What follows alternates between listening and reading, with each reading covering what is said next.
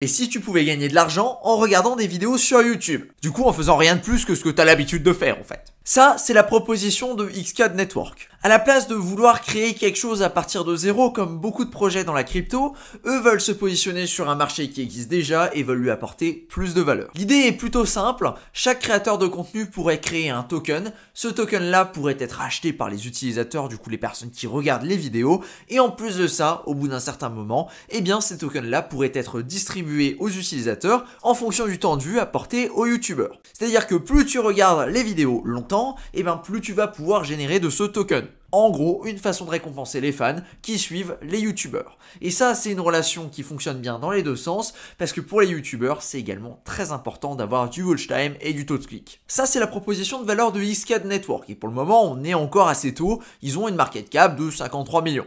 C'est déjà assez important, mais c'est pas si énorme que ça, comparé à ce qu'ils ont envie de proposer. Le token s'échange aux alentours de 2 $, il y en a 24 millions qui existent à l'heure actuelle et il y en aura un total de 200 millions avec un potentiel déflationniste assez important.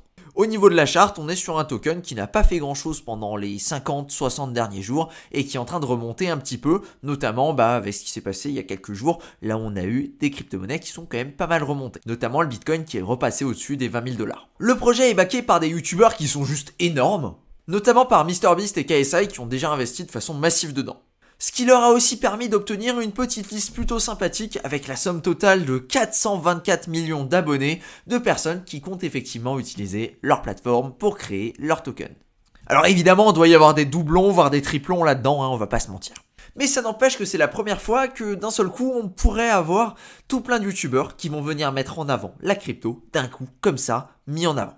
Et ce, notamment sur un projet, le Xcad. Et on le sait, les youtubeurs, c'est un petit peu leur fond de commerce, le marketing finalement. Du coup, ça pourrait avoir un impact très important parce qu'on est sur quelque chose de très accessible. Maintenant, je vais t'expliquer comment ça fonctionne. Les créateurs peuvent créer des CLO, c'est-à-dire des Creator Liquidity Offering. Un petit peu comme on a les ICO dans la crypto-monnaie et les IPO au niveau de la finance classique. Les CLO, c'est un petit peu le concept des launchpads, c'est-à-dire que les utilisateurs peuvent débarquer et peuvent décider d'acheter des coins pour la première fois. Souvent, c'est limité en termes de quantité, il y a certains bonus, il y a certains avantages et il y a également certaines contraintes, parce que tu ne bénéficies que très rarement en fait de tous tes tokens directement au lancement.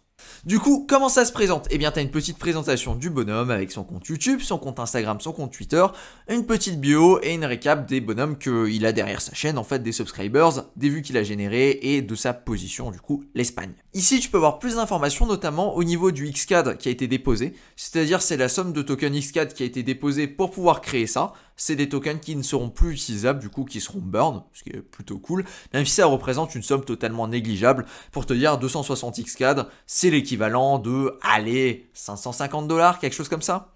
Ouais, ça fait pas beaucoup. Le ticker qui sera le $VRZ et plein d'autres informations, notamment sur la quantité et l'objectif de fonds à récolter. Alors non, le youtubeur ne va pas recevoir la somme totale qui va être récoltée.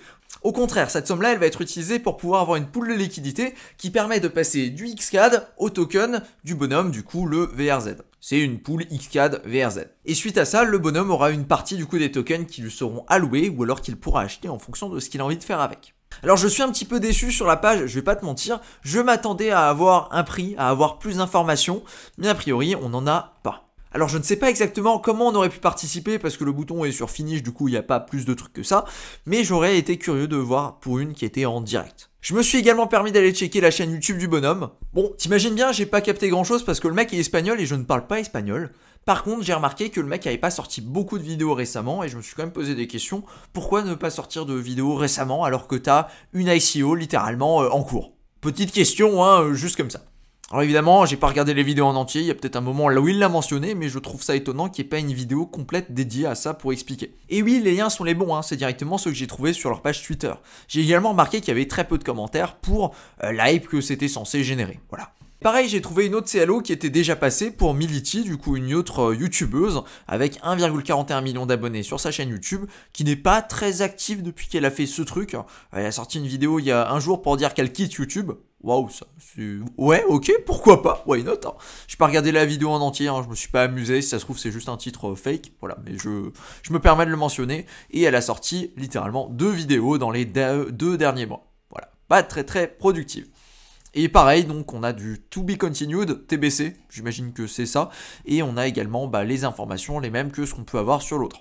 Alors de ce côté-là, je sais pas, c'est peut-être moi qui loupe une information ou quoi. Pourtant c'est un truc qui s'est terminé le 28 juin 2022. Si je dis pas de bêtises, ça fait au moins 2 mois. Ouais, il y a juillet et août entre juin et septembre. Ok, du coup c'est good.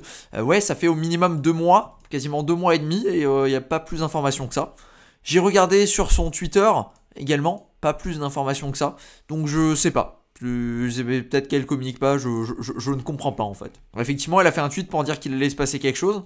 Mais je ne comprends pas en fait, je m'attendais à avoir plus d'informations, plus de mise en avant, donc à voir. Ça c'est pour la partie un petit peu obscure que je n'arrive pas à comprendre. Si vous avez des explications, n'hésitez pas à me les donner en commentaire, ça m'intrigue. Ensuite, le marketing n'a pas effectivement encore commencé par les youtubeurs, c'est-à-dire que les gros youtubeurs n'ont pas forcément fait de pub pour ça, ne se sont pas encore mis en avant avec ces tokens là. Il y a eu 2 lancements a priori jusqu'à présent, et je n'ai pas plus d'informations dessus si ça a été un succès ou pas. Eux disent que c'est fini, mais ça s'arrête là quoi. Du coup, quel est le modèle? Parce qu'une fois que tu reçois tes tokens, c'est bien beau, mais comment ça se passe? Alors, 2 choses. Tu vas recevoir des tokens au niveau de la CLO, du coup au niveau du lancement, et en plus de ça, il y aura une quantité de tokens qui vont être alloués à travers le temps, en fonction du temps que tu vas regarder la personne qui va faire les vidéos. C'est-à-dire que plus tu regardes la chaîne YouTube, plus tu vas générer de tokens. Ça par contre, ça c'est très smart parce que ça se fait avec une application, ou plutôt un plugin installé directement sur ton Chrome.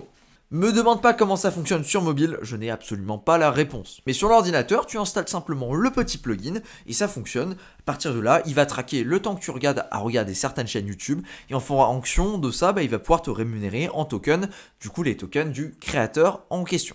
Suite à ça, le créateur lui peut décider de faire plein de choses. Suite à ça, le créateur, il peut faire plein de choses. Il peut décider que les tokens peuvent être utilisés pour récupérer des NFT d'une collection que lui va créer. Il peut décider de créer par exemple des événements spéciaux là où on peut seulement accéder avec des tokens. Bref, là c'est vraiment the sky is the limit. Les mecs ont des idées, ils peuvent les réaliser parce qu'ils ont un modèle de monétisation en fait qui peut plutôt bien fonctionner parce qu'il y a des tokens qui sont derrière la chaîne et qui effectivement sont récompensés aux personnes qui soit ont soutenu la chaîne financièrement via le CLO, soit via tout simplement le watch time quoi. Ce qui est, je le rappelle, très important pour les youtubeurs. Suite à ça, on a donc vraiment une économie des créateurs tokens qui peut se développer avec pas mal de fonctionnalités. On peut même inventer des mèmes ou d'autres choses au niveau des créateurs et je pense qu'il y aura pas mal d'idées de ce côté-là. Faudra voir effectivement comment c'est utilisé. L'idée me paraît super intéressante, super pertinente. Maintenant, pour moi, la plus grosse question, c'est comment est-ce que ça va se construire? Parce que oui, il y a peut-être des gros noms derrière, totalement d'accord là-dessus, mais pour le moment, on attend de voir ce que ça va donner. Parce que le plus gros souci là-dessus, c'est pas d'avoir l'idée, c'est d'avoir l'idée et de l'exécuter correctement. Parce que c'est pas facile. Il suffit de voir Stepn, ils ont eu une idée énorme avec le Move to Earn. Je ne suis même pas sûr d'ailleurs que ce soit les premiers qui ont eu cette idée-là, mais c'est ceux qui ont décollé le plus avec ça. L'idée du Move to Earn est géniale, l'exécution, elle est naze, avec un système inflationniste à l'infini. Ici, chaque créateur va avoir son propre token, et du coup, on va limiter ce phénomène d'inflation à l'infini. Parce qu'au contraire, plus il va y avoir de personnes qui vont utiliser le réseau, plus il va y avoir de X4 qui seront utilisés pour créer des pools de liquidité, du coup qui seront plus ou moins bloqués. Et de ce côté-là, je trouve ce modèle très intéressant. Pour moi, on est vraiment en train de voir, et c'est quelque chose que je commence à voir de plus en plus sur pas mal de projets, c'est des modèles qui commencent à réfléchir et qui sont pas là, on va faire de l'inflation, on va créer des tokens. Non, il y a toujours une méthode pour brûler du token et pour réduire la supply au fur et à mesure du temps.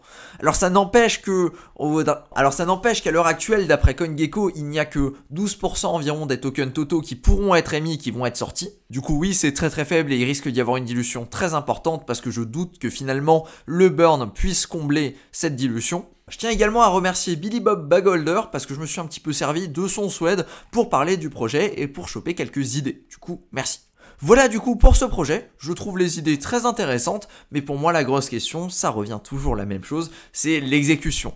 Pour le moment, j'ai pu regarder sur les 2 créateurs qui sont sortis, j'ai pas été plus convaincu que ça. À voir ce qui va se passer pour la suite. A priori, le marketing ne devrait pas tarder et il y aura d'autres youtubeurs qui vont pouvoir se présenter, pouvoir organiser ces CLO et à terme, j'espère bien qu'il y aura des modèles qui seront un petit peu plus poussés et qui permettront de faire ça en automatique, là où les utilisateurs n'auront pas besoin d'attendre qu'il y ait une CLO qui soit organisée et voilà. Merci à toi de ton attention pour cette vidéo et sur ce, je te dis à plus. Ciao!